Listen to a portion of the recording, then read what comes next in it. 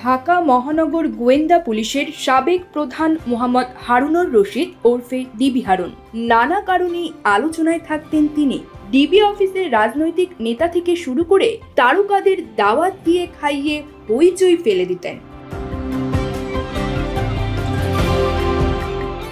একটি ঘটনাকে কেন্দ্র করে চিত্রনায়িকা বিদ্যা সিনহা মিমকেও ফোন করেছিলেন হারুন। এতে ঘাবড়ে যান পরাণ খ্যাত নায়িকা।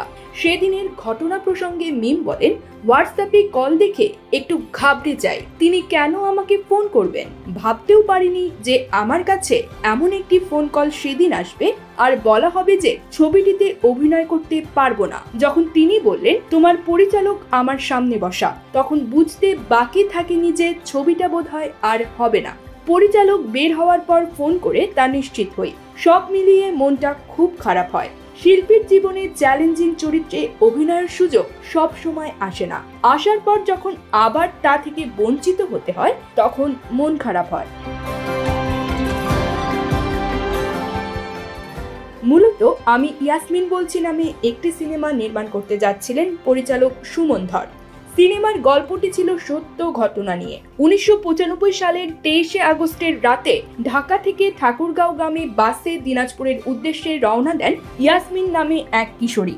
বাসের স্টাফরা ভোর রাতে তাকে দিনাজপুর 10 মাইল মোড়ে এক চায়ের দোকানদারের জিম্মায় রেখে অনুরোধ করেন সকাল হলে দিনাজপুরগামী বাসে তুলে দেওয়ার জন্য। তার কিছুক্ষণ পর কোতোয়ালি পুলিশের টহল পিকআপ আসে। বাড়িতে পৌঁছে দেওয়ার কথা বলে জোর করে মেয়েটিকে পিকআপে তুলে নেয়। পথে কিশোরীকে ধর্ষণ শেষে হত্যা করে লাশ ফেলে দেয় মহাসড়কে। সে সময় এই ঘটনা নিয়ে দিনাজপুরবাসীরা প্রতিবাদ আন্দোলনে ছিল উত্তাল। এতে পুলিশের ঘটনায় প্রাণ হারান 7 আন্দোলনকারী, আহত হন 2 শতাধিক। দিনাজপুর সহ সারা দেশে আন্দোলন ছড়িয়ে পড়ে।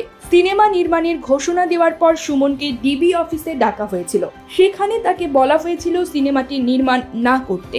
ডিবি থেকে আরো অনেক গল্প দেওয়ার কথাও বলা হয়। তবে হারুন যে তাকে খুব রাগী গলায় সিনেমাটি করতে না করেছেন এমন ছিল না। তার সহকারীকে ডেকে বলা হয়েছিল আমাদের কাছে ভালো ভালো গল্প আছে, সেগুলো সুমনের সঙ্গে শেয়ার করেন। সুমন যেটা পছন্দ করবেন সেটা করবেন, আর সুমনের যদি স্পন্সর প্রয়োজন হয় আমরা জোগাড় করে দেব।